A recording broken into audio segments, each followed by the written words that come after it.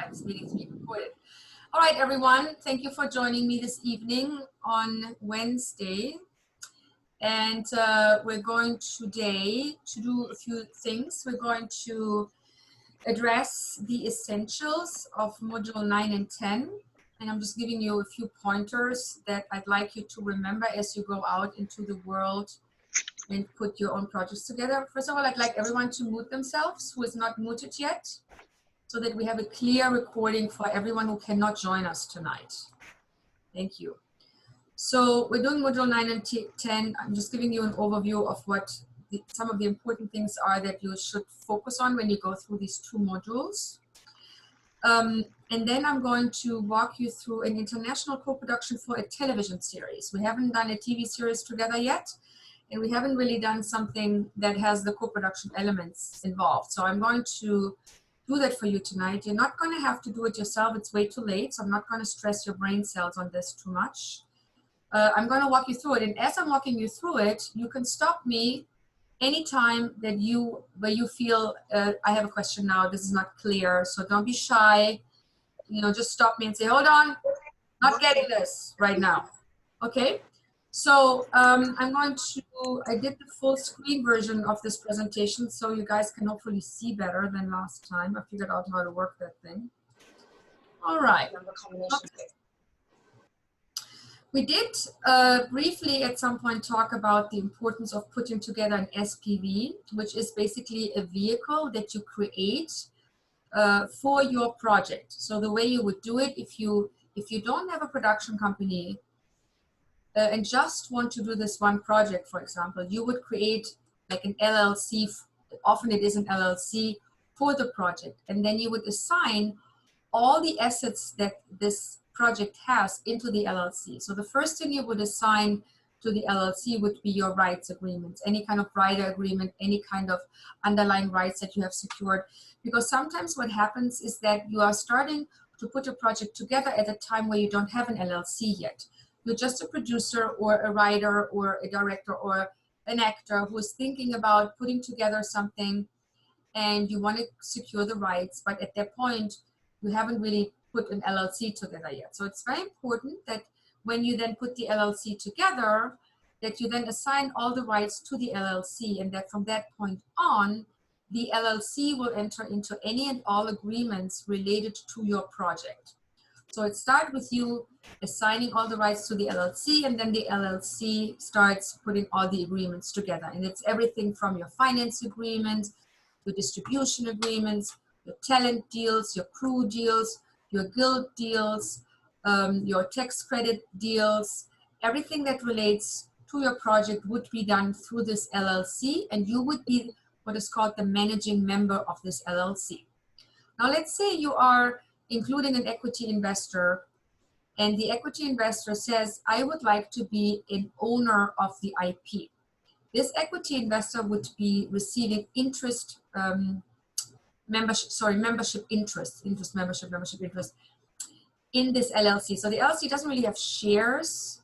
It's basically, its shares are called membership interests. So you would assign some membership interest to your investor, and they would reflect the amount he's investing. So let's say, for example, you're doing a $1 million movie. The equity investor decides to give you $500,000. You don't have a bank loan. You don't have anything else just yet. You're trying to put together your pre-sales. You know you need to do a little bit on that. But your equity investor says, I'm going to give you 50% of the budget. I want to recoup in first position, which is fine because you're not going to have a loan, so this works.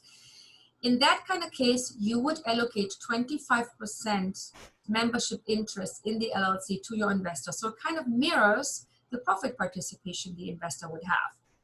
If the investor gives you 30%, you would get 15% membership interest.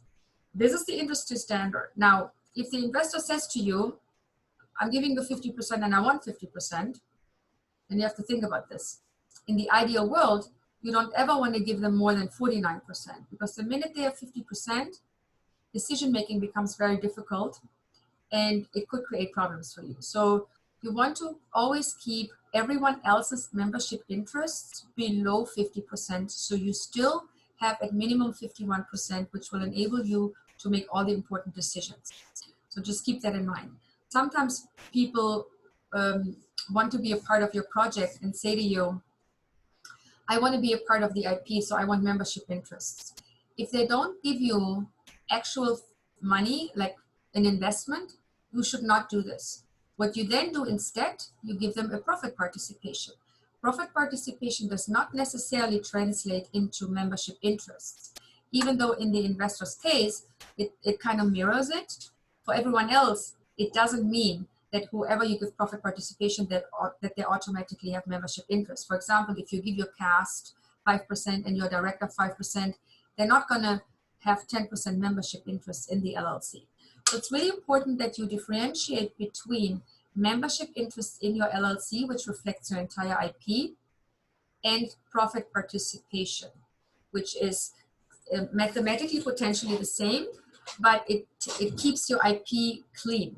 Because what can happen is that, you go forward, let's say you produce this movie for $1 million, and stick with the example, and you all of a sudden get an offer to make a television series out of the movie.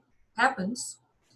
If you would have shared all the membership interests with everyone else who worked on your movie, you now have to schlep them over to the TV series, and you don't really want to do that. So you want to keep your IP as clean as possible. Now, for this investor who has membership interest in your IP for the movie, you're now letting him know, I'm going to do a TV series. But when I do the TV series and I have to get it financed, we have to talk about your ownership going forward, because I now have to find money and I probably have to get new investors involved. So that would mean that the ownership of the investor, the IP interest in this LLC, in this original IP LLC, would likely be reduced or diluted for this new SPV LLC, which is for the TV series. Because once you do the television series, you're going to have a new LLC for that. You still have to recognize the ownership that you have in the IP for the investor, but you can renegotiate the ownership for this new LLC that would now do the television series. Does that make sense? So far, so good? Okay. So when you have your SPV, and by the way you can launch an SPV easily, of course you can have this done through your lawyer. If you have a lawyer that you start with, who you can start with by doing a retainer agreement or an hourly or an hourly, or you do an executive producer fee or a fee in the budget. Those kind of arrangements are possible. This lawyer can also do your SPV. In my experience, it's more expensive when a lawyer does it than when you do it yourself. There's also consideration to be made where this LLC is to be located. If you don't know yet where you're shooting, and it's still an open question, I would always suggest placing the LLC, because it's a global question, where am I shooting? I don't know yet. Placing the LLC in a place where you don't have to pay too much every year in franchise taxes or other taxes.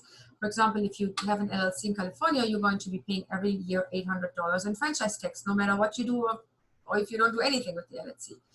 If you do it in New Mexico, for example, you're paying, I believe it's $100 or $149, something like that per year.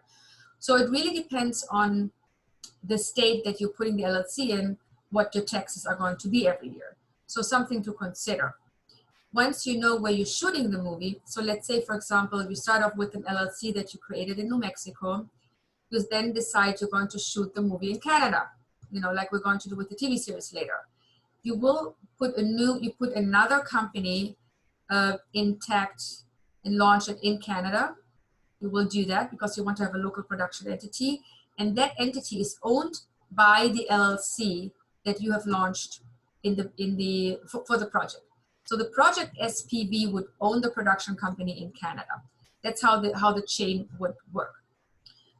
When we start a project, we talked about the importance of checking into the history of the project. We talked about turnaround costs. We talked about doing deals with writers that have been attached to previous versions of the script.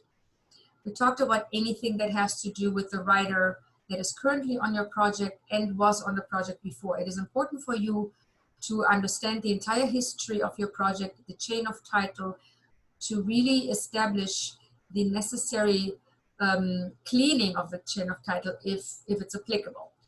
you have to think about what underlying rights you might be needing if your movie is based on something else than just an original script by a writer.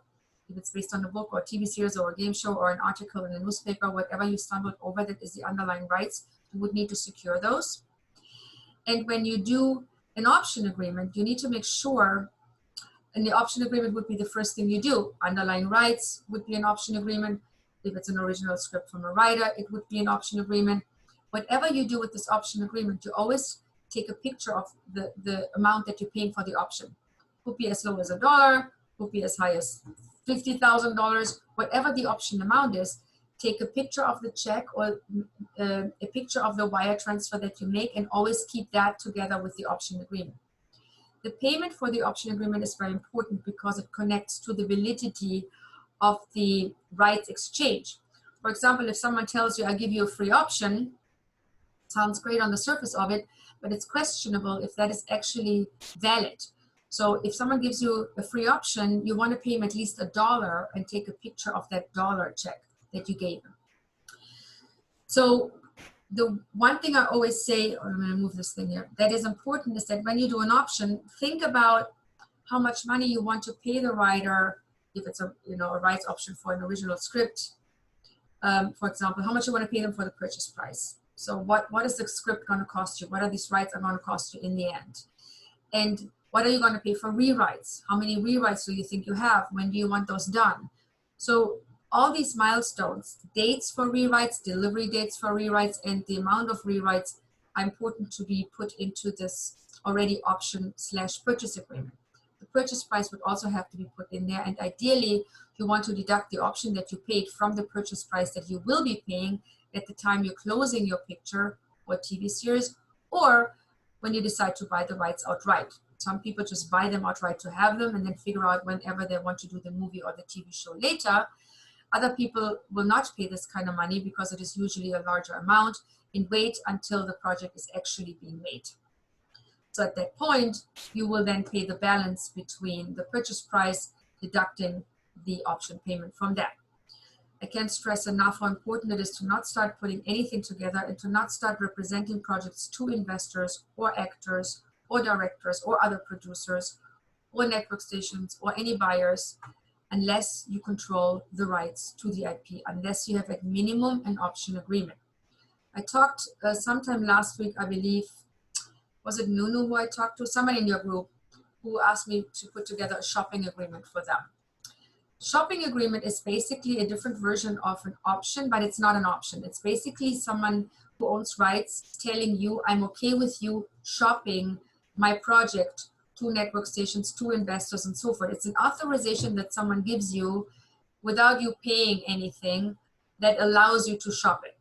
In theory, that's not a bad idea, but you have to think about what happens afterwards. Let's say you get a deal with Netflix after you shopped it, and then you turn around to the person that allowed you to shop it and say, you know what, I got a deal with Netflix, and now you want to do the deal. The likelihood of those rights payments or this deal being very expensive is fairly high, and I want to say 50-50, because now the person knows you have to do a deal with them, otherwise everything is going to fall apart.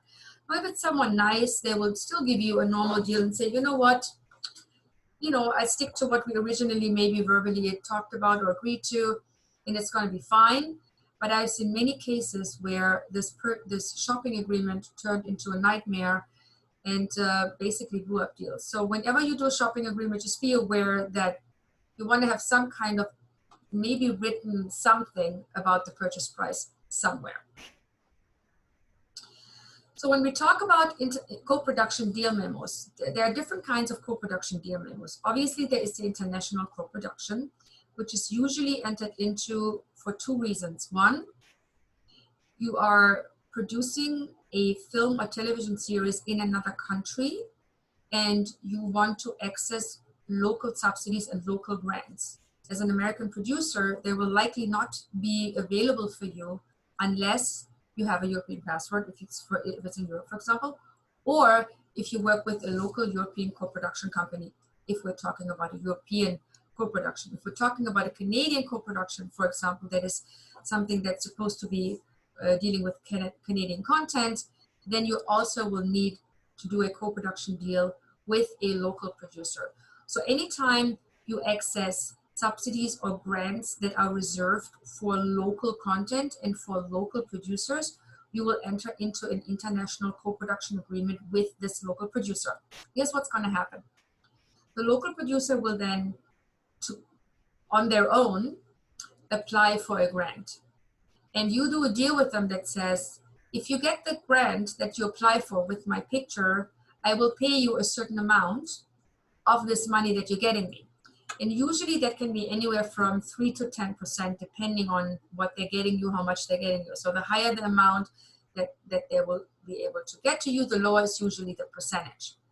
But you are going to pay something to this co-producer. The other thing to think about and be careful about is, in order for them to apply for local grants, they're going to need to own those rights. So you actually have to assign your rights to them, which is a little nerve-wracking, but not so bad if you agree in an agreement that after a certain period of time, these rights come back to you automatically. So in this case, you agree with them that they give you the rights back, let's say after 3 years or something, free of charge, free of anything. So that way you are clear from the get-go that the rights will revert back to you, but they have the rights which they're going to need in order to apply for local subsidies and local grants. So when you do a production where you don't have an international co-production, but you are working with someone who has relationships, who has, I don't know, access to actors, access to money, access to distributors, any kind of valid value for you, you can do a co-production agreement with them where you say, I will partner with you on putting this project together, and here is the terms that I will partner with you under. And those terms would include what they have to deliver to you. And it is important that you're very specific. So if it's someone who has relationship to cast, you will write there, this co-production agreement is subject to you delivering cast such as, and then you attach a list what cast members you guys are talking about that they would attach. And you will also say something like, if the cast was not attached by a certain date, this agreement becomes null and void, and there is no further obligation from you to this co-producer. Because what can happen is that they say to you, I have relationships with Halle Berry, doesn't work out, they may be misrepresenting something slightly, Halle Berry doesn't attach, a year goes by, and now you do the movie with Michelle Pfeiffer. You want to be sure that your co-producer doesn't ring up and say, by the way, you're now doing the movie. Remember the co-production agreement we signed? I want to be a part of this. So you do not want any obligation to this co-production partner that you enter into for a reason that has validity for you. For financing, it's a little easier because a financing co-producer would basically look at an agreement that says, I'm going to enter into a co-production agreement with you, co-producer, subject to you finding an amount of $5 million for me by September 30th, 2021. Pretty straightforward. And if you find it, you get a 5% finder's fee. That's what that says. And that's an okay agreement. And if you don't find it, this agreement is null and void if you don't find it within a year, let's say. So the important thing to remember is whatever service the co-producer provides to you needs to be specified in detail. The milestone as to when such service is to be provided needs to be specified, after which the agreement becomes null and void if this service was not provided. Executive producer agreements are similar to this if it relates to a financier, because a lot of times executive producer agreements are done with financiers. But there are also executive producers that are done with people that are just helping you along the way. That is something you can do where you say, let's say you have a project and you need to have a name executive producer attached in order to raise awareness with investors. Happens all the time. So what you do there is you do an executive producer agreement that says, dear executive producer, you're going to help me, guide me to getting my project greenlit. You're basically an advisor to me in making this happen. Maybe you open some doors for me, you give some introduction. I can use your name in my business plan. And if there are financial questions or content-related questions that are for you to answer, you will be available to answer those questions to potential investors. That kind of deal can happen. And in such a situation, you would usually pay a fee in the budget that is allocated to the person, and you might have a small retainer to them for their time in helping you putting this together. But this is not someone that would have profit participation or any ownership in the IP, where the international co-production producer, for example, could potentially have ownership in the IP and could also have profit participation. The same for the co-producer who's helping you put the project together. Your job in both of those cases is to keep that low, to keep the profit participation low, to keep the ownership in the IP low. Now, when you have a creative and packaging producer, that is someone who maybe has a relationship with an agency and walks the project into an agency to be packaged with director and cast. Maybe they have a relationship with a really strong casting director that helps you package the movie. Maybe they have a relationship with cast. So that's more referred to as a creative producer agreement. And in that sense, it is someone who would receive a credit, a fee in the budget, a credit, as well as potentially profit participation, but very little, if at all. So these are the kind of co-production deal memos that you will likely find yourself entering into. Now, an executive producer agreement can also be an agreement you enter into with your lawyer if they get an executive producer fee. It's a very small thing where you basically just agree with them, instead of me paying you an hourly rate, I will pay you so and so much money from the budget, and therefore you become an executive producer. Sometimes distributors become executive producers. Now, if it is a distributor, it's usually connected to a license agreement or any kind of distribution agreement, and it would not be referred to as an executive producer agreement, even though they would hold executive producer credits. Any questions on this? Good, okay. So when we talk about the talent deals and we're talking about what needs to be in there, we have two stages. The first thing is a pay or play agreement, where you send this pay or play agreement with your offer to the agent and manager of the director or the cast member that you would like to put in your movie. And in that pay or play agreement, you write down the title of the movie, who the director is, if there is a director, what the approximate budget is, where the movie is shooting, what time frame you have in mind, and what remuneration you would like to offer to this actor. And you also want to make sure that you write in the pay or play offer that this pay or play offer is contingent upon the completion bond to close. And the reason why you want to put that in there is that if the completion bond doesn't close, that means you don't have the financing together, or for some reason the production is not going forward. This will help you not owing someone like a cast member $1 million because you didn't get the movie together. In many cases, you will get away with it. Sometimes agents and managers say, I want this to be removed. And you have to be careful in removing it, because if you are not absolutely certain that you're going to do this movie, you will be owing the money that you're offering, even if you don't make the movie or the TV show. So I would try to keep that in there. I would try to keep any kind of condition in the pay or play offer that will give you an out. The completion bond condition is a very known one, and they're used to seeing that. You could also say things like, well, if the money doesn't come together, then this is null and void. But that's pretty blatant, and you're basically telling the agent you don't have any money, and you're still trying to figure it out. Even if you are, it's not something you really want to put in writing. The engagement letter that comes after the cast offer will go into details about everything. How many, what kind of trailer the actor is getting, how many tickets back and forth for the wife, the children, the nanny they are getting, what kind of tickets they are getting, is it first class, is it business class, what kind of accommodations they will be getting, where the accommodations are. All these perks go in very much detail in this engagement letter, this engagement contract.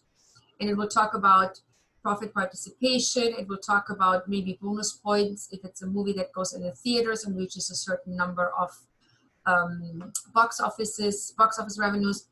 And when we talk about bonus points, it's important that you try to avoid giving bonus points based on box office revenues unless you want the studio to take that over.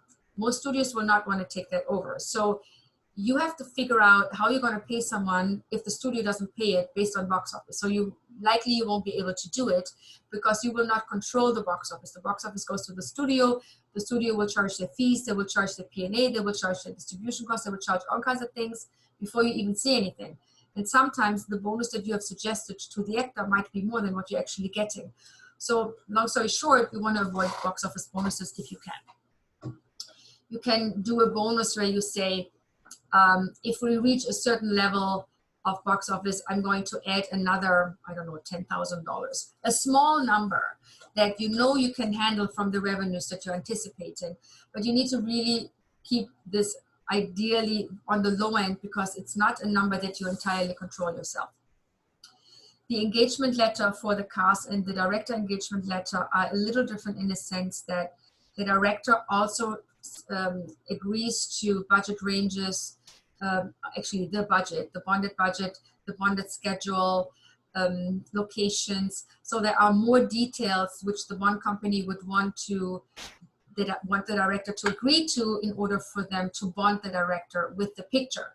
For the cast, the engagement letter will include things like you're going to have to undergo a drug test based on which, which you have to clear.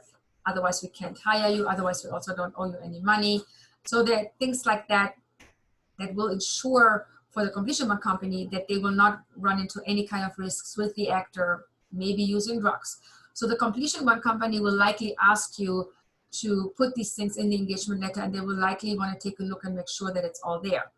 They will also potentially have the actor sign a separate agreement with them to make sure that everyone understands that, if they want to be bonded, they have to do certain things.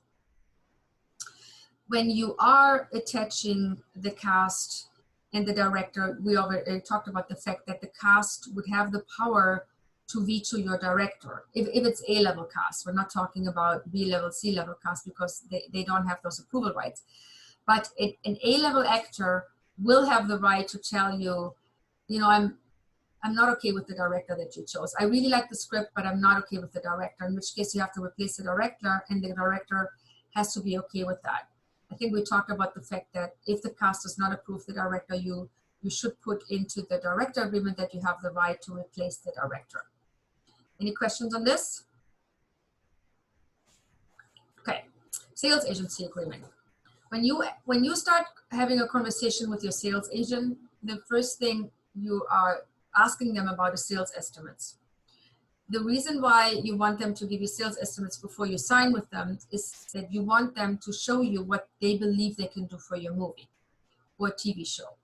If they say to you, which happens, I'm not going to give you sales estimates unless you sign this agreement with me first, then your response should be, I cannot sign an agreement with you first unless I know how much money you're going to be making me or what you think you can do with this movie. I have a responsibility towards my investors, and I can't just sign something blindly with you that will affect their recoupment. That usually ends the conversation. They either then give you the sales estimates or you will decline working with the sales agent. So don't work with the sales agent who tells you they cannot give you sales estimates before you sign an agreement. Sometimes happens. The agreement will include the sales estimates as an attachment we talked about before, which will reflect some kind of a milestone. The sales estimates will tell you what the agent believes that they can reach. The take level of those estimates should be a guiding post for you to say, okay, take for international is this much.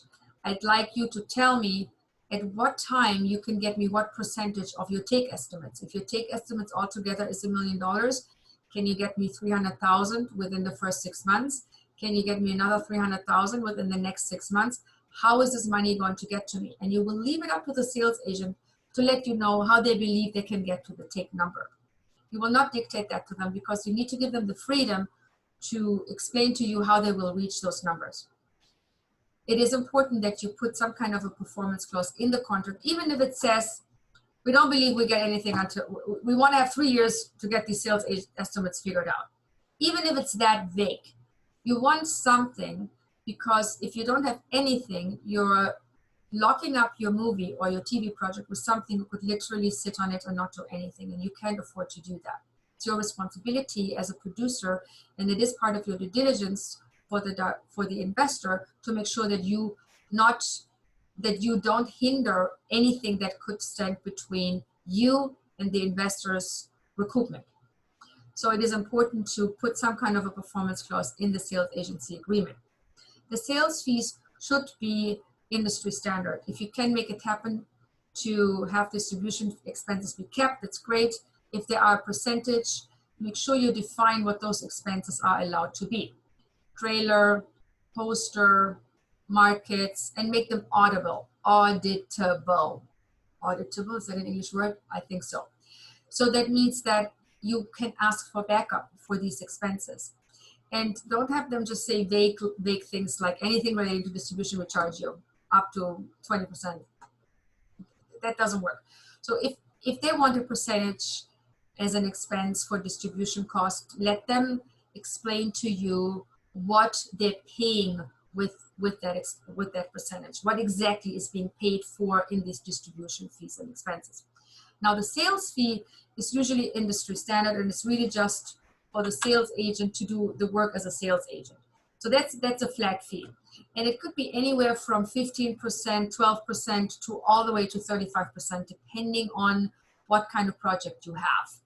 If it's a lower budgeted movie, the sales fees usually are higher. If it's a higher budgeted movie or TV show, the sales fees are usually lower. You are also being very specific about what rights you're giving to the sales agent and for how long you give it to them. And the idea is to keep the term very low. I mean, maybe 5 to 7 years, 5 to 8 years. Try to stay under that.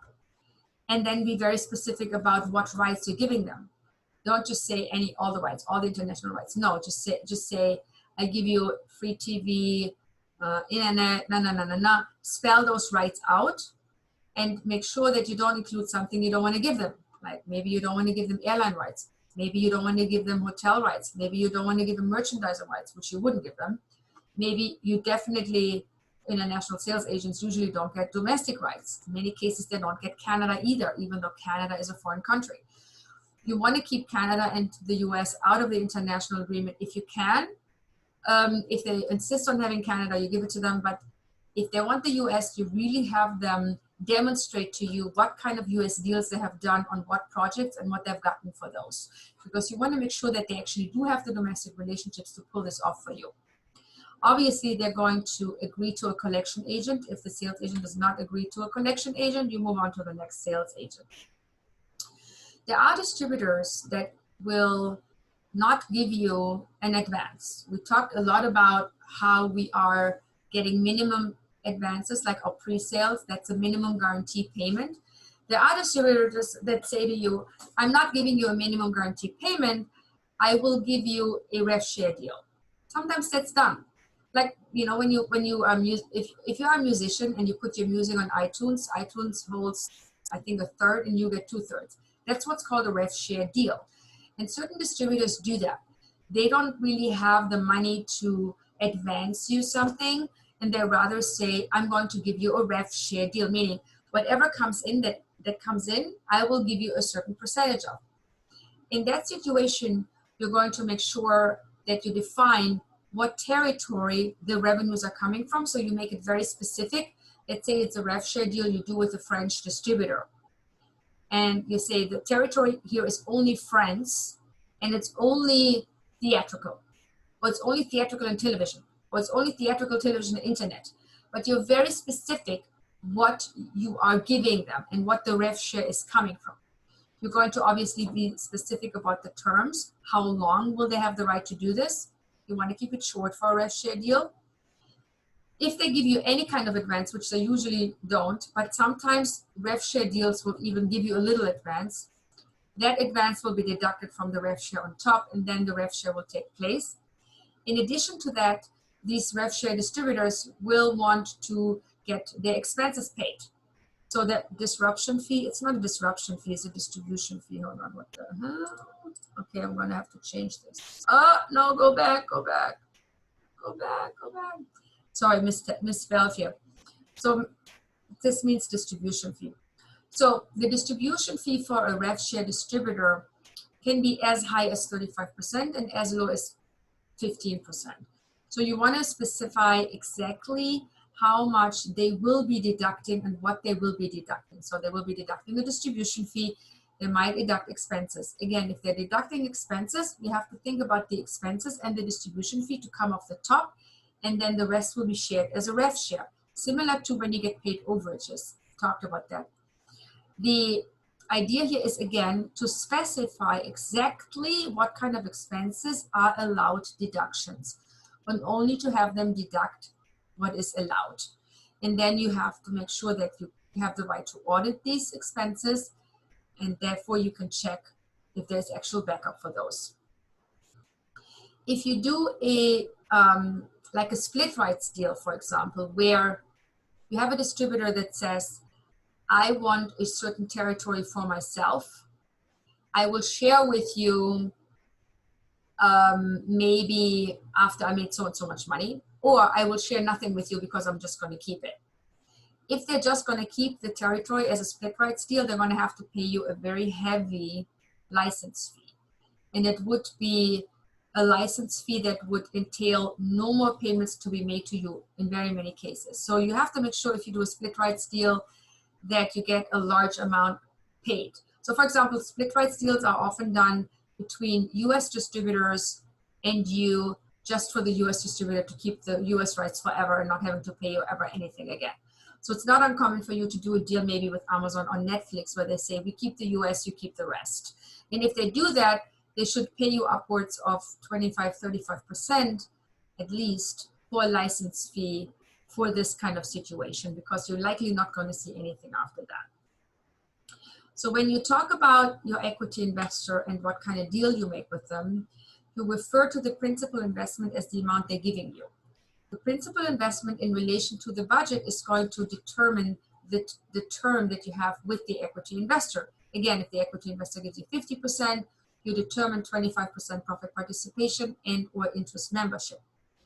The premium is always a conversation to be had. It's usually at 20%. Sometimes they want it to be less, sometimes they want it to be more, and sometimes they allow it to be less.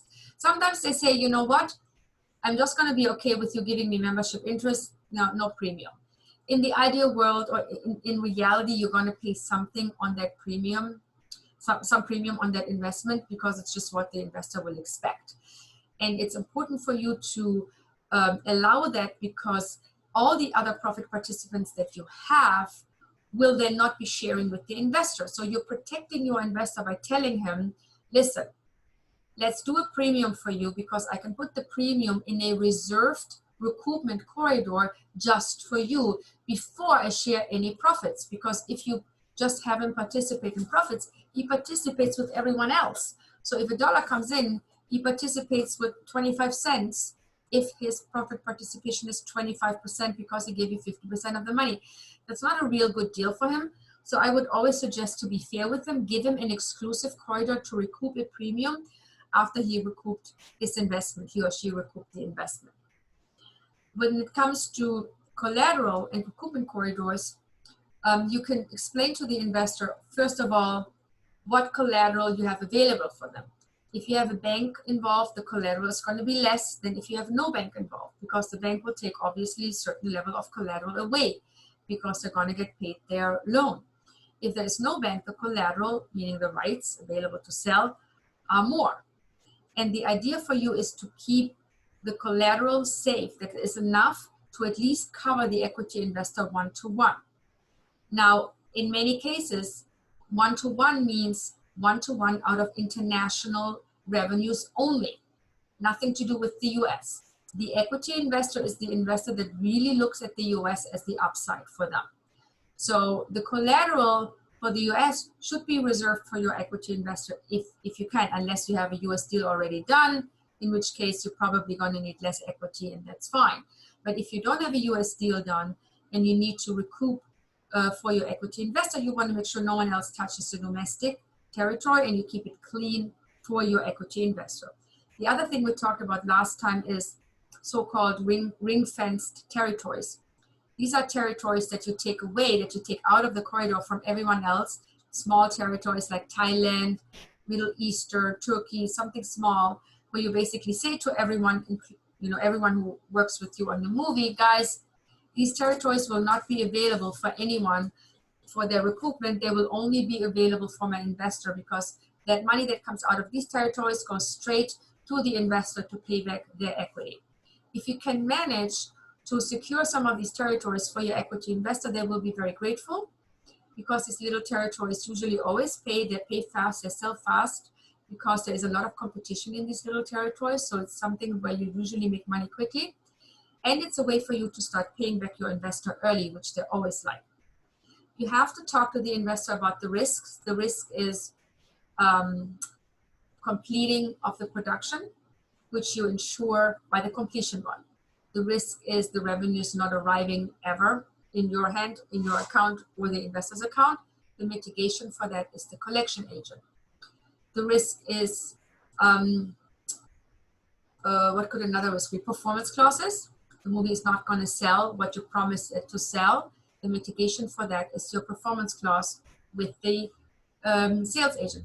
So you are naming those risks.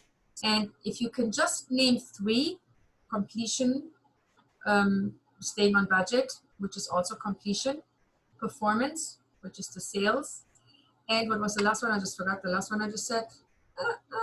I forgot it. I said it earlier. Gone. Shouldn't be doing this at night. My brain is already foggy.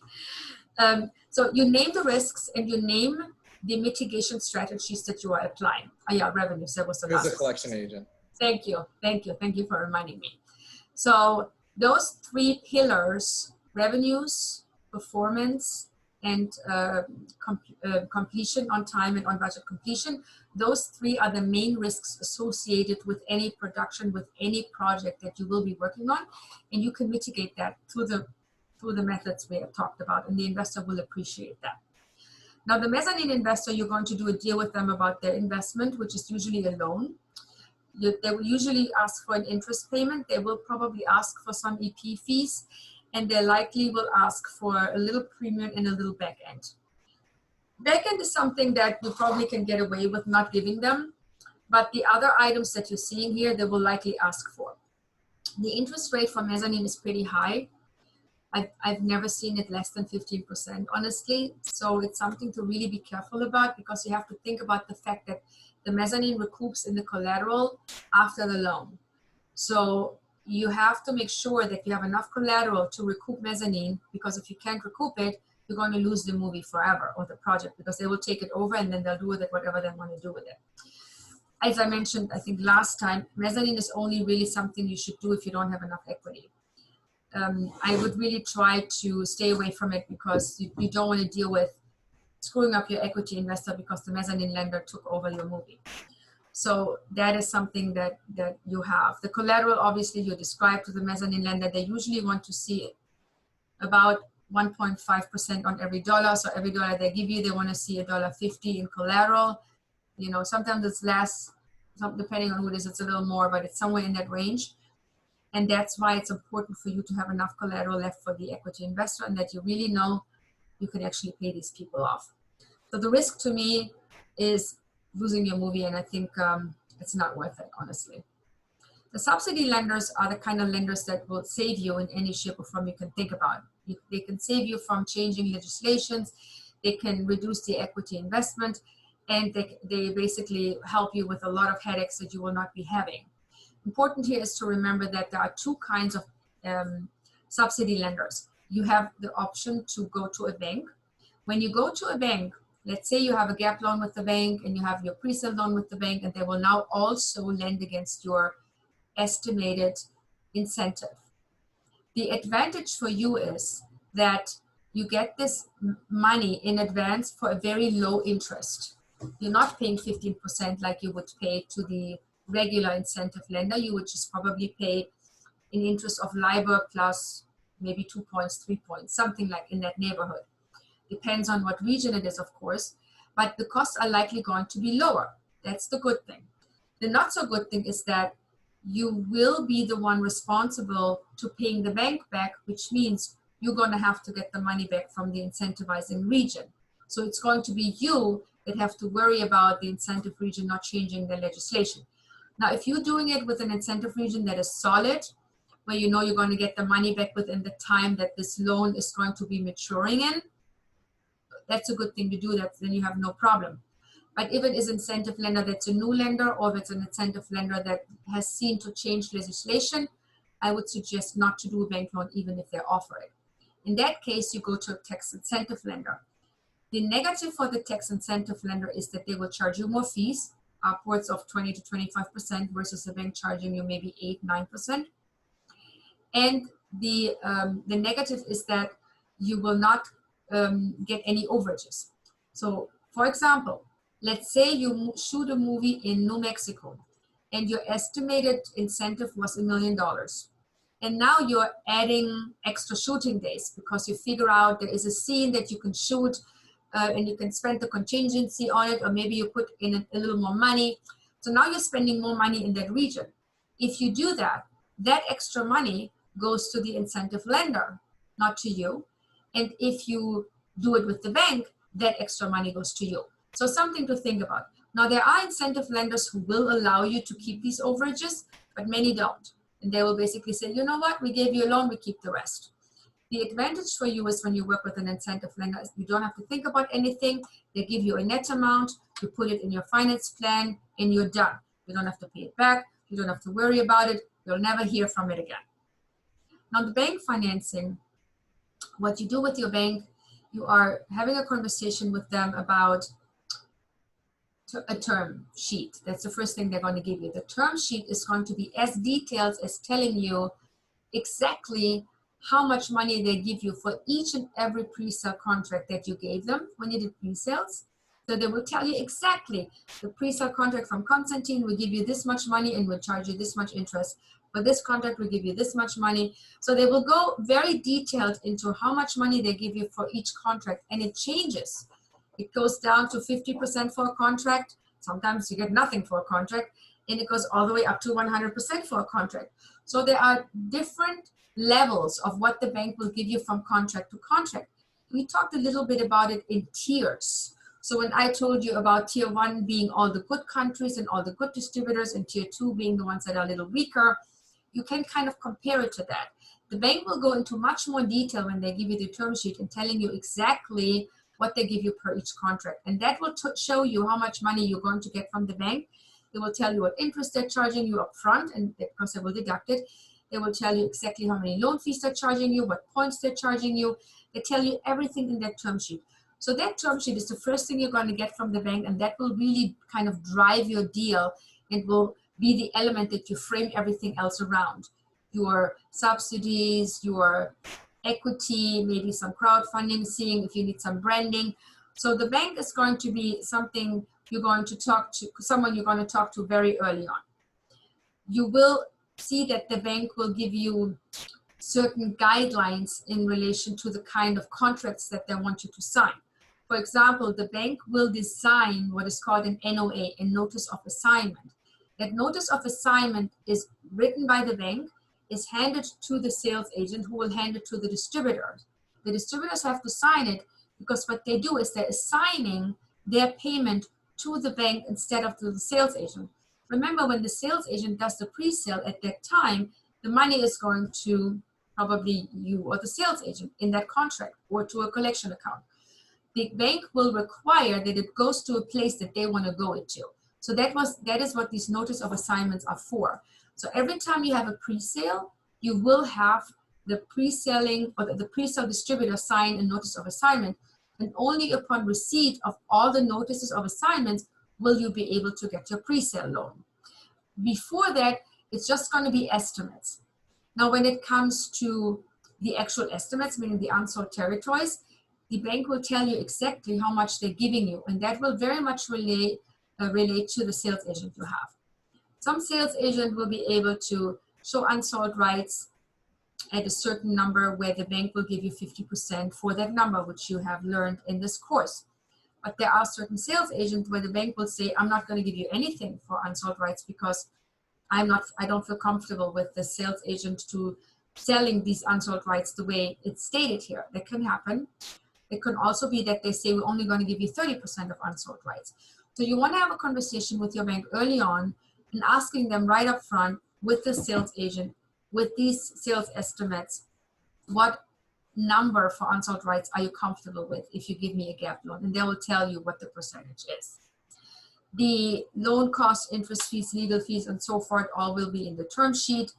The default clause will be that the bank will take over your movie if you don't pay the bank loan back within a certain term. The term is usually not more than 2 years, and it's mainly the time where you will be making most of your money back for the movie or TV show that you're producing. The completion bond agreement is a complex agreement in the sense that it has very many elements that relate to the very many elements in your production. They want to have a production cash flow plan which says, here's how much money I need by what time. They want to have a detailed shooting schedule that says what you're shooting, where, and when. They want to have a very detailed budget with quotes. So you can't just say, I'm going to pay the DP X amount. You're going to have a quote from the DP, or you can't just say, I'm going to pay post and VFX, I'm thinking this. You're going to have to submit quotes for every single line item in your budget so that the bond company can say, okay, these numbers are based on actual quotes, actual deals that you have entered into. So the line items will correspond with either deals that you have or quotes that you have received. And based on that, the completion bond will issue a bond on the strike price. And the strike price is the budget that excludes all the things you don't want them to bond. The fees that you can take out, your fee, your legal fee, your finance fee. There are certain things, maybe publicity, certain things that you control, you can take out, and whatever is left is what the bond company calls a strike price budget and will then bond. It doesn't mean that the strike price budget is the actual budget. It just means that the strike price budget is the budget that you are bonding. The cost will still be your budget. And it's important that you make the differentiation when you start going down to profit participations, because people need to know that you're going to have to recoup all the things you might have excluded because you're still paying them. So if you, for example, tell your investor, you're going to get paid after the budget has been recouped and people made their money back, we want to know how much it is. And that's going to be the full budget, not just the strike price budget, because you're still paying the legal fees. You're still paying all the stuff that you're taking out. And if you are deferring fees, you have to pay those fees from the recoupment schedule because they're part of the production. So the strike price really only relates to what then becomes the completion bond fee, because that fee is a percentage of the strike price. Post-production schedule is very important that you do that. They will look at the script and will have a conversation with the director about how the director envisions to shoot certain scenes. So scenes that are complicated, scenes that are visual effects scenes or have pyrotechnic or is special effects, or have a lot of crowds, or are shot on the water. Any scene that has somewhat of a complication to it, the bond company is going to talk to the director and will have them do a, I'm missing the word, storyboard. That's the word. They will have them do a storyboard to lay out exactly how the scene will be shot, where the camera is, what kind of lighting, exactly how it's done. And based on that, the completion bond will know how long it will take and how much time is to be allocated, and how much money is to be allocated to that scene. So there will be certain things in the budget that the completion bond company will be diving into and having conversations with you and the director about. If you can't solve the issue where the bond company says, if you're doing the scene, I want $1 million more in the budget, you might have to rewrite the script. Things like that happen. There are other production insurances that will be applicable that the bond company is going to want you to enter into, like the E&O, E&O, what's it supposed to mean? What was wrong with me writing this? Workers' comp, etc. So there are certain insurances that you are going to add in addition to your completion bond insurance, and then the bond company would want to approve that. So any kind of producer's fees that you have, you need to be aware that the bond company has the right to have you sign what is called a holdback agreement, which basically says that a portion of your producer fee or a portion of anyone's producer fee is going to be held back until the movie is delivered. This is where the completion bond company says, if you go over budget, I'm going to be able to use your producer fee and anyone's producer fee who I ask to pay for this. So the idea is to keep to keep that in mind when you're negotiating with the bond company, and to keep that number ideally low, so that you're not, working for free when you do your movie or your TV show. When you do the crew deals, you have to do it with a line producer who the completion bond company approves. So it's very important that you don't just hire anyone. The same, by the way, goes for the payroll company and your production accountant. The bond company wants to make sure that the people that they need to ask questions to, which is the line producer, the accountant, and the payroll company, that's people that they know and have worked with and that they approve. All the independent contractors that you have that are not part of your payroll also need to be approved by the bond company, and their deal needs to be crystal clear in a way that they have to have their own insurance. So in many cases, a majority of your crew is going to be on payroll, and it's only things like set build or maybe locations, certain things that are really like a short-term practical thing. They're not there the entire time. Those are the things you can do as an independent contractor. So in many cases, just be aware that you're going to probably hire them and will have to do a workers' comp insurance for them as if they are your employees. Now, the guild agreements are structured in a way that you call the guilds early on and saying, A, my LLC needs to be a signatory, and B, I want you to give me special rates because my budget is going to be below X. The guilds do that very many times in giving special low rate agreements. You can even go and say to the guild, I'm planning on doing 3 low budget movies over the next 3 years. So can you give me a 3-picture deal? And they do that too. So when you start talking to the guilds, you might as well tell them about more pictures that you want to do in the same range and get a deal that you can then apply for other pictures that you want to do in the future that are in the same budget range. In some cases, they will make you pay an upfront bond. That happened to me on my very first movie. They do that when you're a new signatory, when you don't have much experience. They just want to make sure that people are paid. So it's money that they hold until the production is done, and then they pay it back to you. The residuals are a little different. Residuals are paid through the distribution revenues. And in many cases, when you work with like Amazon or a Netflix, certain buyers and certain, in this case, the streamers, they don't want to pay residuals. So you need to be sure that the guild understands that if a distributor doesn't want to pay residuals, you can't be made responsible for that. So that's a very important conversation to have. I, on my first movie, didn't have the conversation with them because I didn't know that's even possible. So I ended up paying a lot of residuals. I'm still paying residuals now. So it's something that will follow you as a producer your lifelong if you don't have that conversation early on, and have them understand that if the distributor doesn't want to pay residuals, you're not to be made responsible. Where are we here? Collection management agreement. The collection management agreement is basically the heart of your production, because it puts all the agreements together: your sales agency agreement, your investor agreements, your cast agreements, your tax incentive, your bank deal, your mezzanine deal, your crowdfunding, your crowdsourcing. Every deal you have is going to be mentioned. And most of the people that are parties to these other deals will be party to this collection agent management agreement. The good thing is that everyone who is a party to the collection agent management agreement automatically gets a collection report every month, every 3 months, depending how much money comes in.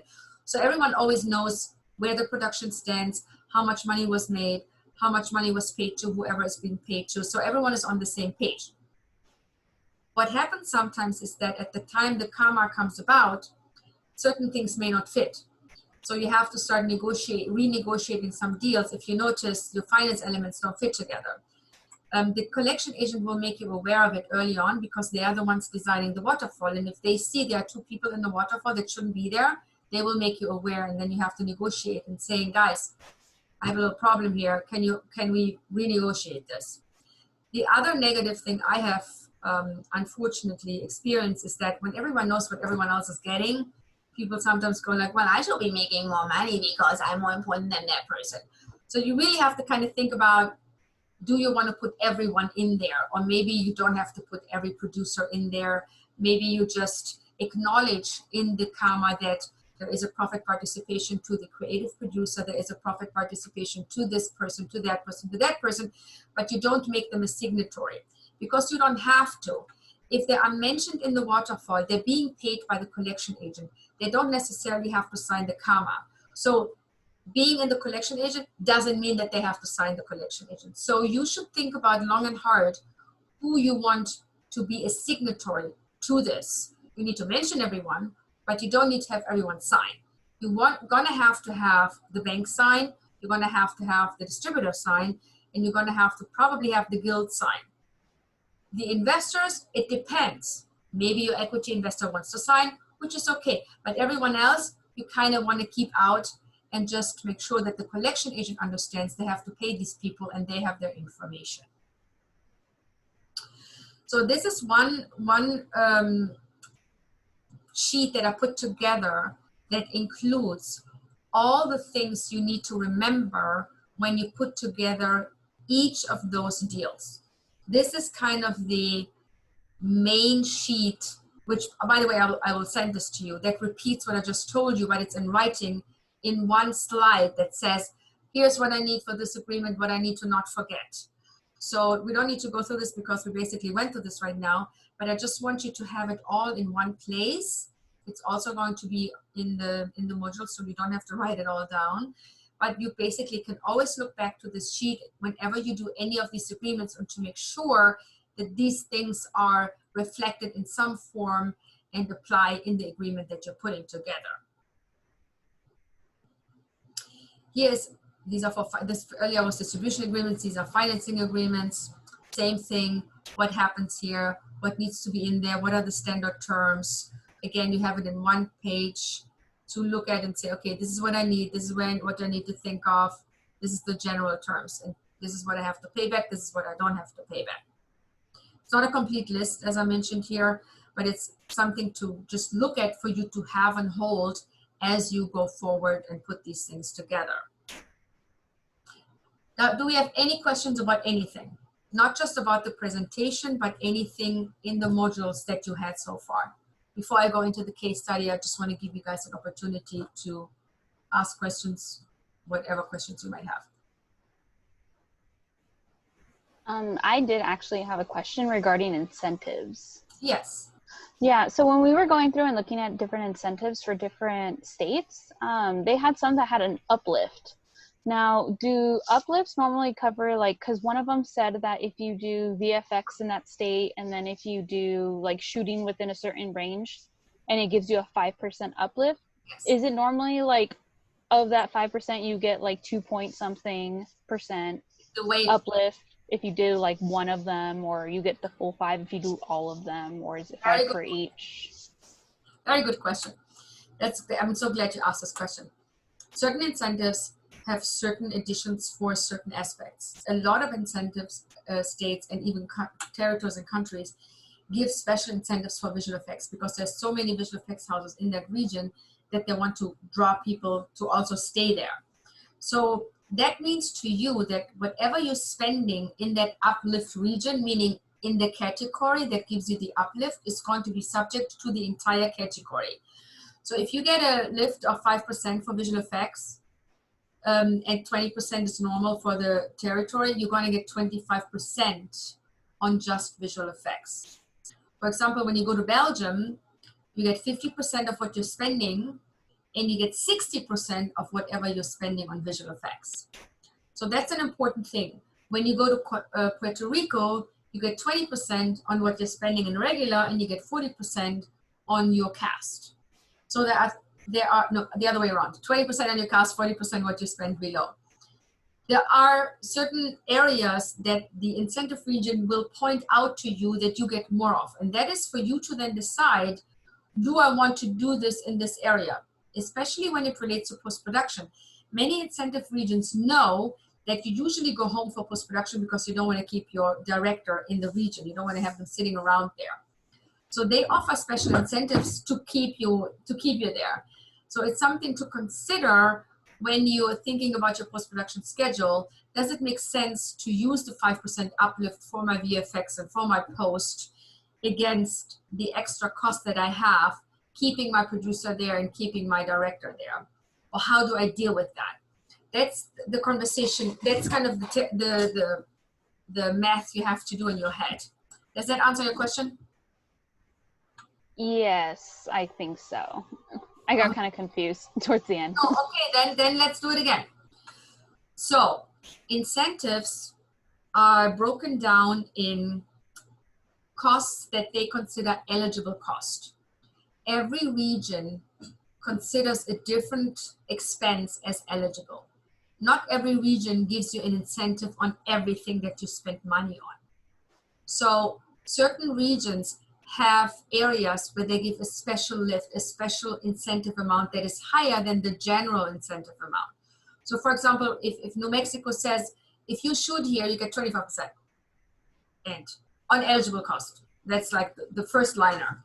And then you go in and it says, well, if you do also post-production here, we give you another 5%. So now you're at 30%. So for certain expenses in certain region, you get more money. That's basically what it all comes down to. And it's very many times related to post-production and visual effects, because that is something that happens after the production. So the idea is the incentive region wants to keep you in the region when you do another 3 months of work on your movie. So they want to keep that money. And to make it interesting for you, they give you an extra amount. Does that answer your question better? Yes. So for the finance plan, would it be wise to separate the uplift like in a separate line than the rest of the incentives? I would do that. If you want specific, you can also blend it in because with your estimate, when you give it to a local accountant to give you an estimate as to what they believe the incentive amount is going to be, they will automatically blend it in. They will know you get more for visual effects. They'll ask you for how much money you're spending in visual effects, and then they'll add it to their estimate. So in the end of the day, the estimate will be a number, and that is the loan amount that you will be getting from the tax credit lender. For that purpose, it doesn't matter. For your finance plan, however, if you don't have yet made a decision, if you want to get a tax credit lender to lend you the money, if you even don't want a lender to lend you the money, or if you want to go to a bank to lend you the money. If you haven't made that decision yet, it's perfectly fine to separate the eligible cost in those sections. Does that make sense? Yes. Great. Any other questions? You guys have no questions. Wow. Oh, I had a quick question. Okay, go ahead, Jessica. I'm in the same group as Gloria. So I had a question about our hypothetical project that we're doing. Yeah. We were just wondering for the top sheet how we should budget for COVID, or if we should. So I'm just kind of looking at the screenshot that you shared with us of things to include in the deal.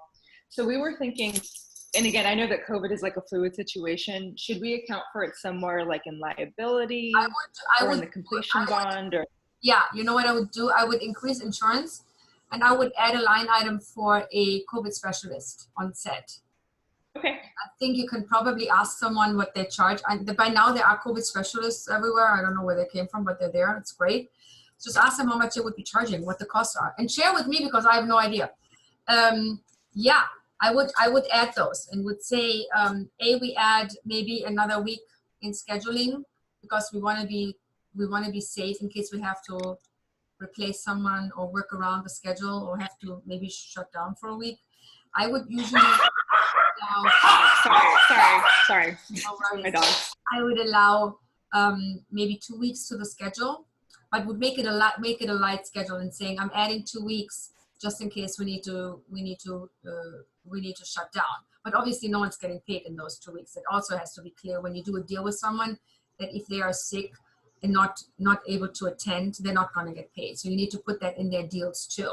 So scheduling wise, I would add 2 weeks, and then deal wise, I would make a note in every deal that you're making with your team members that if someone gets ill or cannot show up on set for some reason, that you have to replace them and that they will not be paid for that time. That's how you can yourself protect yourself from any crew member that gets sick. Now with cast, it's a little more difficult because you're going to have to simply stop production. So that is something that I think people are still trying to figure out how that's going to, who's going to pay for that.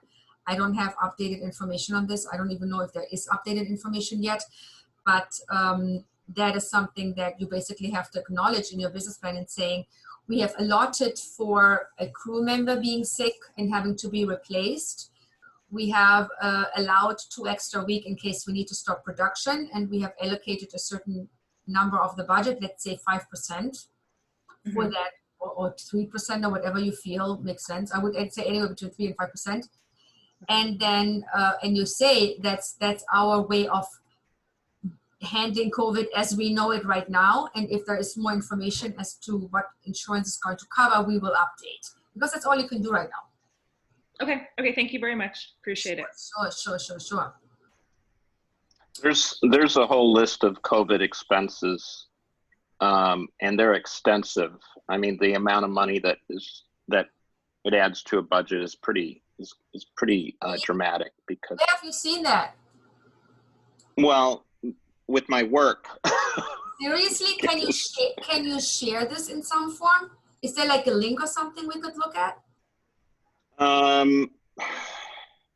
Not exactly. I'll think about it if there's a way to do it. But when you go through all the list of additional expenses, you have COVID officer, you have additional cleaning staff, you have PPE that people, the masks, you have shields that are being put up between makeup and hair stations in transportation vans. And then you have testing, which is extremely expensive. It kind of goes on. And then I think the unions have required a 10 days of pay, sick pay before you can, I think it's a minimum of 10 days if it's a union project. Union project, yeah, which it doesn't necessarily have to be, but yes. I can actually add a little bit to that too, because I'm actually going to see that right now. I have a shoot next week, and I just had to go through this whole COVID thing with my safety officer. And what we're doing on my non-union shoot is we had to hire a set medic. So we've got a set medic that tests everybody every morning, takes their temperature, and their rate is around $650 a day. And then I had to hire a COVID specialist who basically stays on set and makes sure that we're following all the protocol, in addition to the expenses for all of the protocol, which they're also about $650, $700 a day. And then we also found out that the testing, so when you test every single crew member on set every day, it's $125 to $150 per test per person, plus all the extra PPE gear and all the extra stuff that comes with it. What budget range is the production that you're doing? The one that I'm doing is a little tiny one-day shoot for about $200,000. Jesus, $200,000 and you have to add all this? Yep, yeah, exactly. It's a big headache. Wow. See, guys, you know more than I do. I haven't shot anything in COVID. I'm trying to avoid it. The next shoot I'm doing is in Germany. It's a little looser there because I don't have that many cases. I'm also planning one in Hawaii because I don't have many cases. We have to deal with quarantine, but that's a little easier than dealing with all this other stuff. But I do think that the COVID regulations are probably statewide. So nationwide. So I have to get into that. So yeah, it's great that you guys are sharing this. I'm not totally up to the actual what happens on set. I think there is a presentation from the Producers Guild that's coming up for that, which I'm very excited about to see how that goes. But that is really helpful. So if anyone else wants to share anything, that would be great. Just share it with everyone in the group. Then, let us know. So we're going to do a quick case study.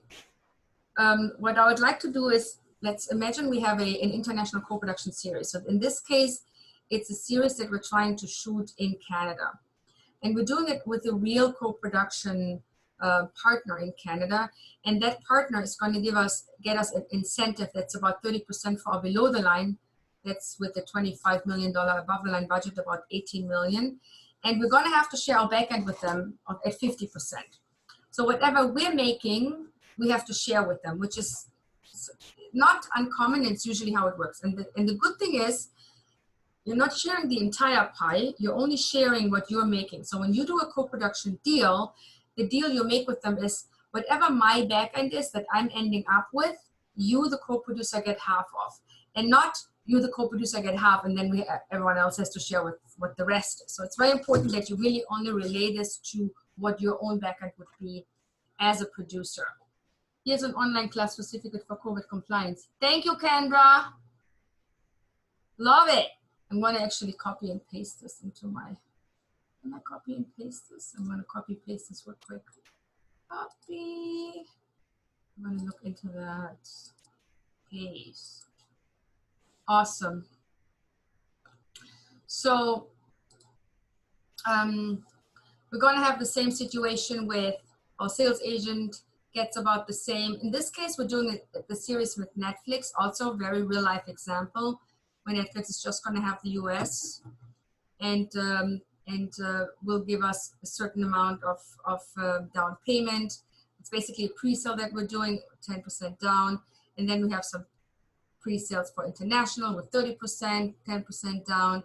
And we have a sales agent, we have a bank loan, all the usual nonsense. We have some branding, we have some crowdfunding, we have some deferments, we have the guild that we need to pay, and we have some back-end profit participation. I'm going to send you all of this. You don't need to write this down.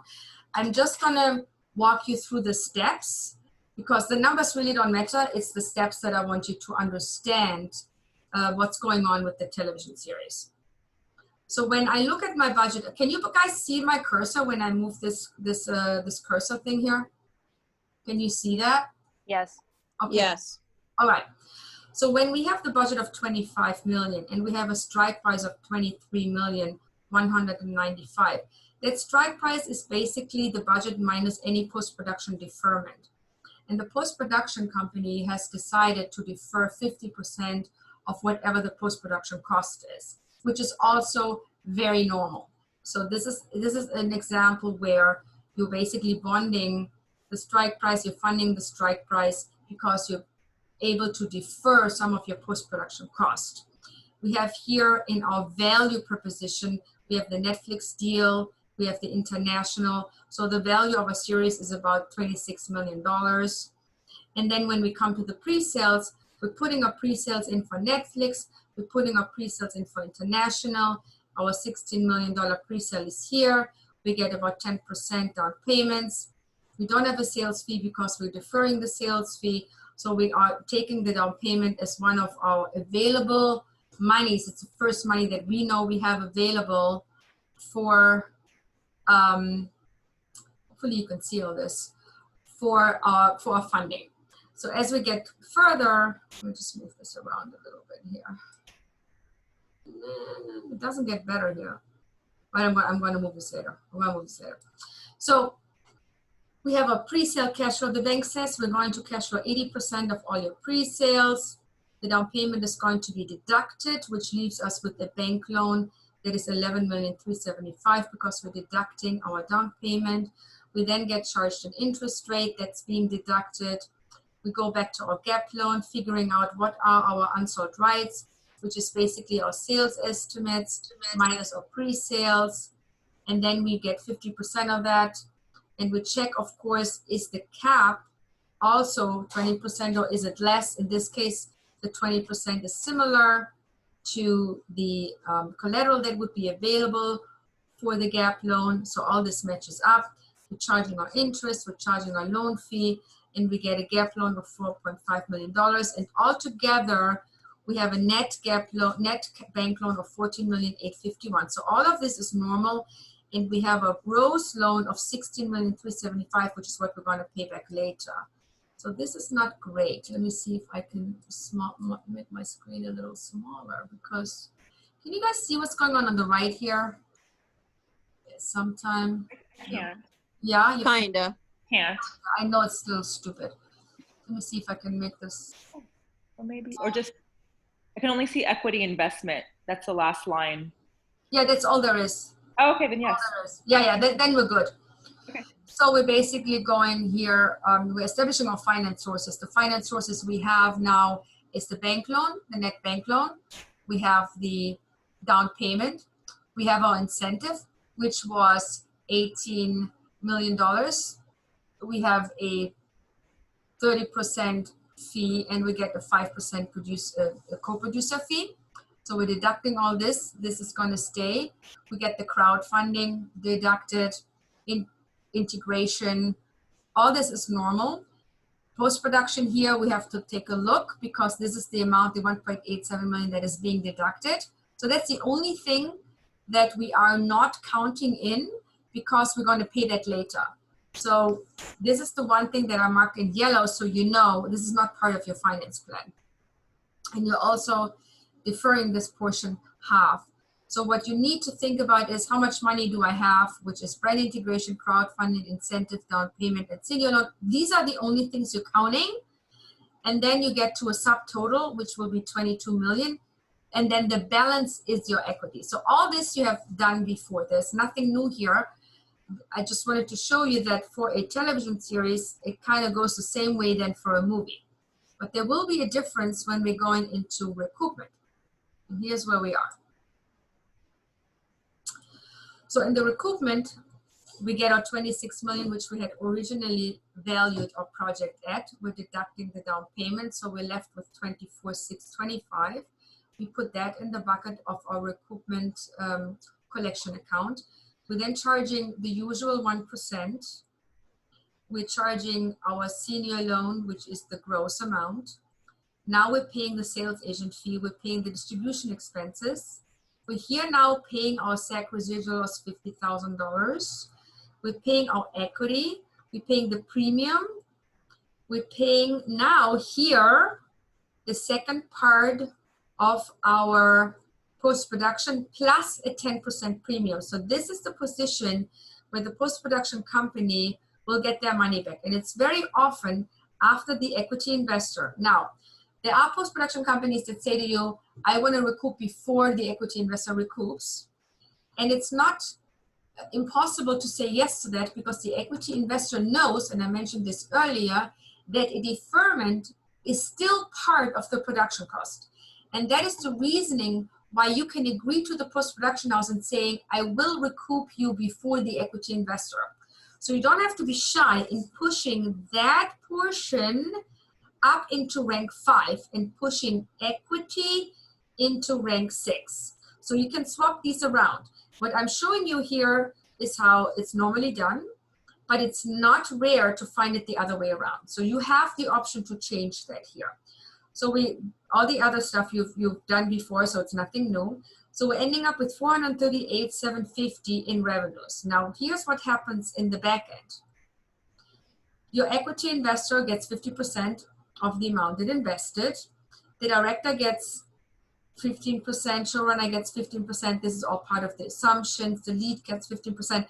So you're left with, basically the subtotal is 206,000. You're left with 232,153. Now here, 50% of that would go to your co-producer at this point.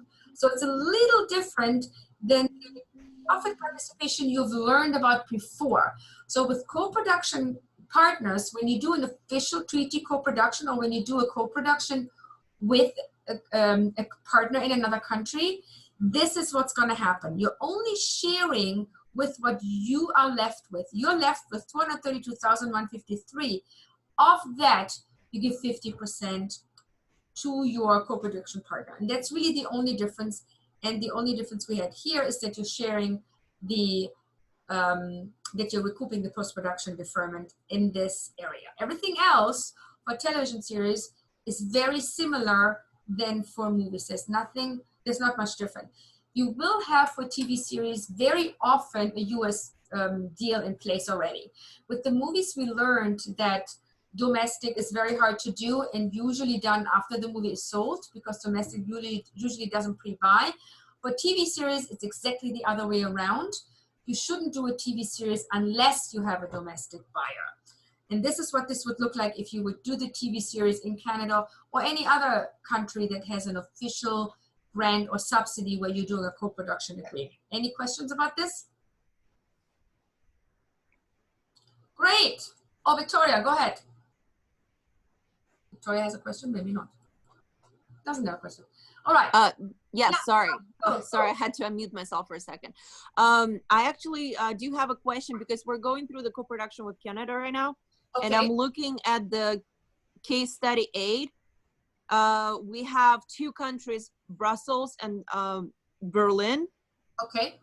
So my question is, when we have $10 million eligible production expenses, which is like 45% of our eligible expenses, are we calculating 45 from 10 million, or we're like, how do we calculate? I'm a bit lost with the numbers when it's two different countries. Great question. So when you have two different countries, you're usually shooting in those two different countries, because if you have, you know, if you have a Canadian-German co-production, that means you're shooting in Canada and Germany. If you have a Belgian-German co-production, that means you're shooting in Belgium and Germany. Wherever you're shooting, you're spending money, clearly, because you're there, you're doing the movie. They will only look at what you're shooting in their country. So when you do the budget, you know, okay, I'm shooting these and these and these and these scenes in Germany. I'm building these and these and these sets in Germany. I'm shooting this in Belgium. I'm using these locations in Belgium. And I'm building these sets and I'm doing those visual effects in Belgium. So you basically have a budget that shows the portion Germany and the portion Belgium. And those two portions will be your eligible cost for each country. So in our example, we had $10 million eligible cost for Germany or Belgium, I forgot which one. That means that that's what we're spending in that region. We have defined this from our budget. That's how much we're spending in Belgium. And then when you have a certain number for Germany, we're defining, we figured out in our budget, this is how much money we spend in Germany. And that's what we get an incentive. The incentive for. So 35% of 10 million. Correct. Okay. But you have to, when you do it practically, you really go through the budget and through your script and saying, what am I shooting where? Right? That's the first thing you do. And then you figure out who is going where. Am I taking local people? Am I taking my people from Germany to Brussels? How am I doing this? You take your people from Germany to Brussels, you get money in Germany and in Brussels. So that's a good idea. Think about that. Interestingly enough, it's only with Germany that you can do double dipping. I don't know why. But you could do that theoretically. But if you take people from Belgium, you say, oh, I'm not going to take my people from Cologne to Brussels. I'm not going to. Then you basically just pay the people locally. But in many cases, if you have countries that are very close together, like in this case, Cologne and Brussels is only 1 hour apart, you would likely take your Cologne team to Brussels and shoot there. So you're adding location for them. Maybe they stay there, maybe you have hotels. So you're adding that, which becomes part of your eligible cost for Brussels.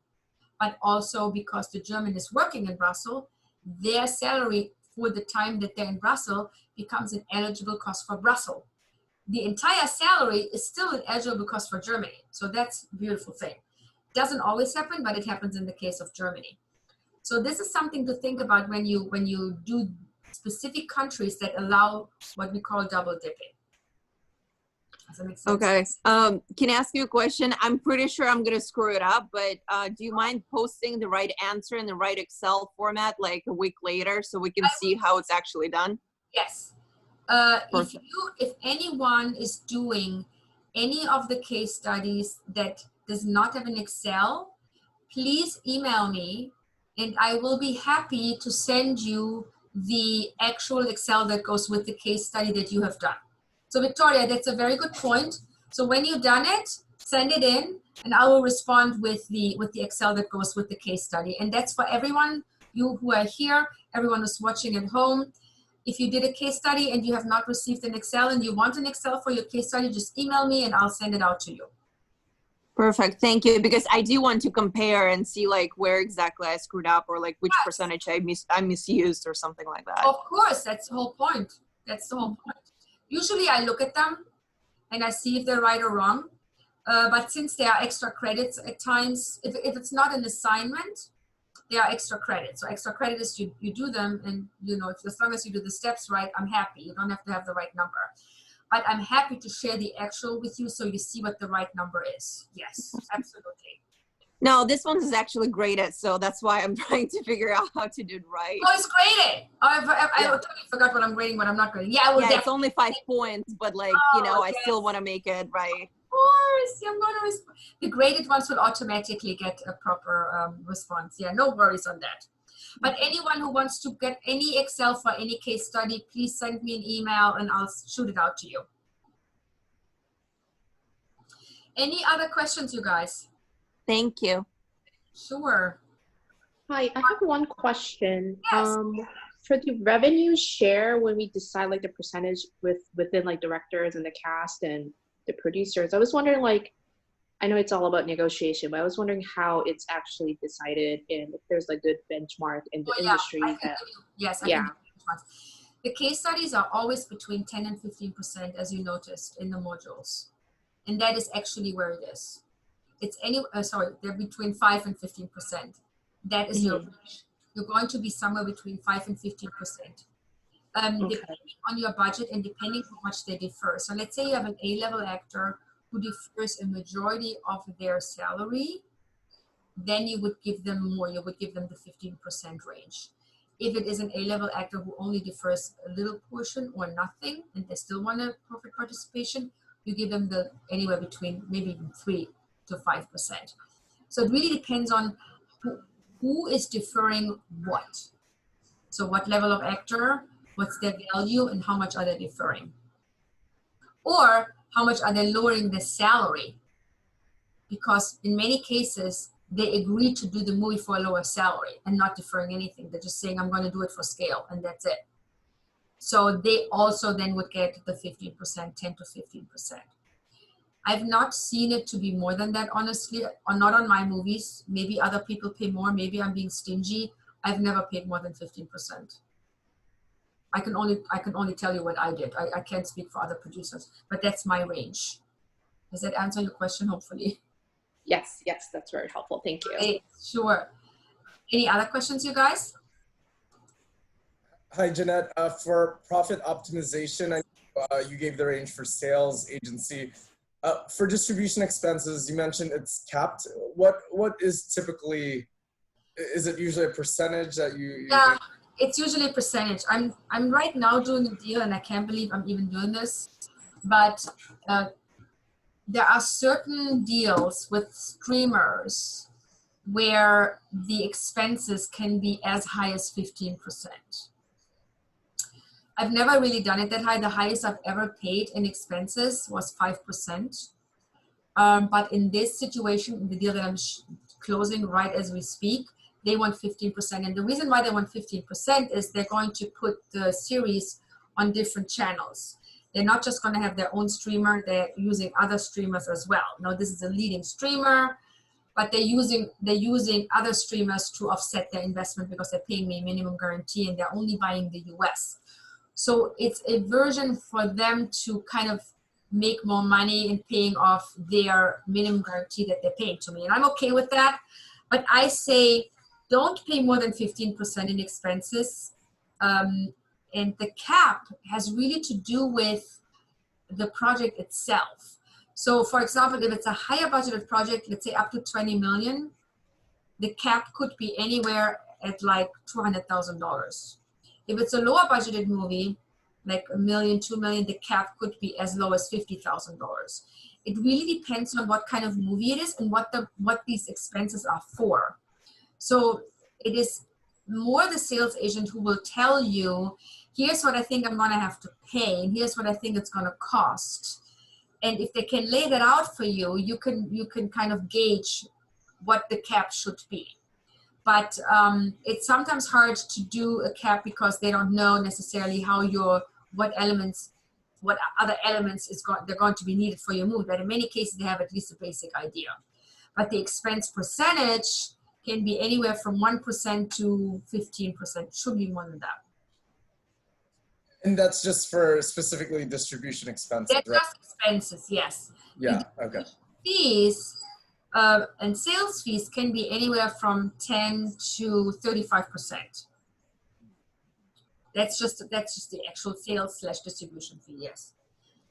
Great, thank you. So the expenses would come on top of that. Got it. Yeah? Thank you. What's your process for finding vetting sales agents? Joe, yes, process for finding vetting sales agents. You would go to, right now, most of the film markets are online.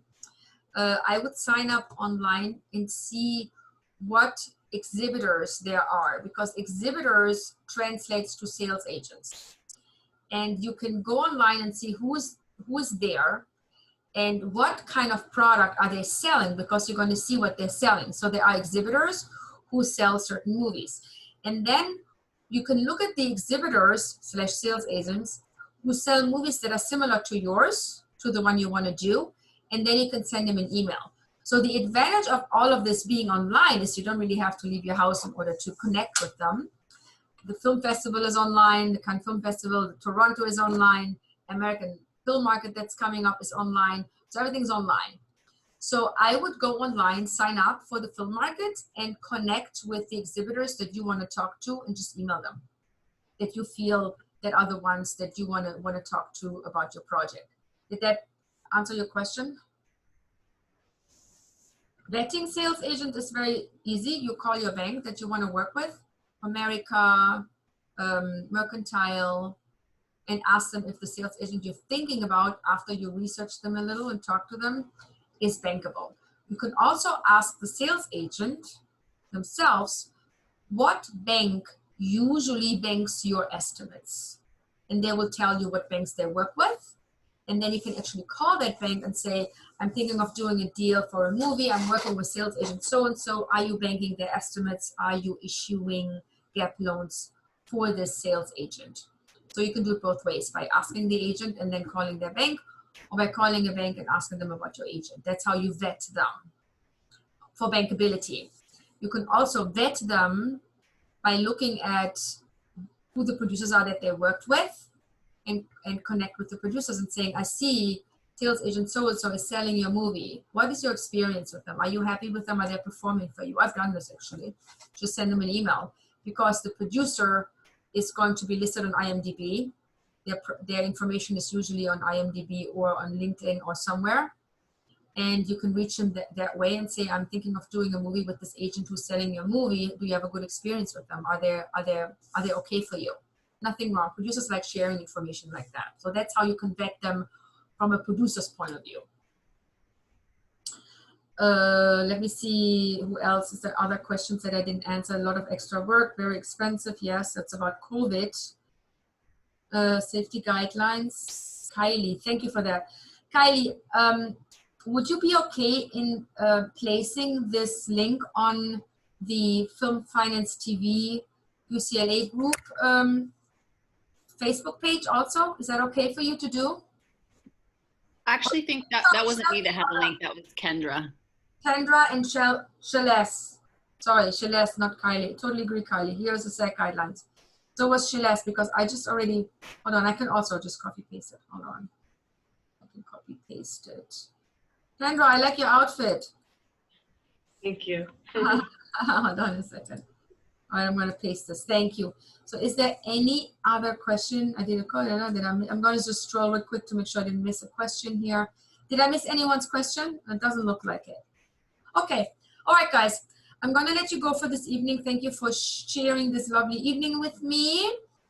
If you have any questions, you know where to find me. I think I'm going to let you go into the final. And then if you have questions about the final, you can always email me.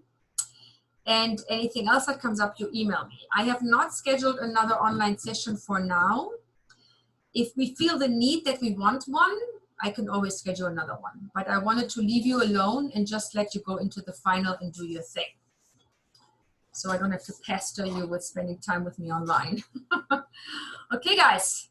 Fun, fun, fun. Stay safe. Yes, I will have office hours. Yes, Kendra. Kendra, you can always just email me and we'll get on the phone. Easy peasy. Same for everyone else. The next office hours I wanted to schedule is not this Saturday, but the Saturday afterwards. If that's too long for you guys, just email me and we'll set up a call. I've done this many times with all of you. I'm not that, I'm not that strict on office hours. I want to be able to answer your questions as they come up. Yes, I will share this video online for everyone, of course. Of course, that's the whole point. Okay. where do I stop recording here now? I'm gonna stop recordings.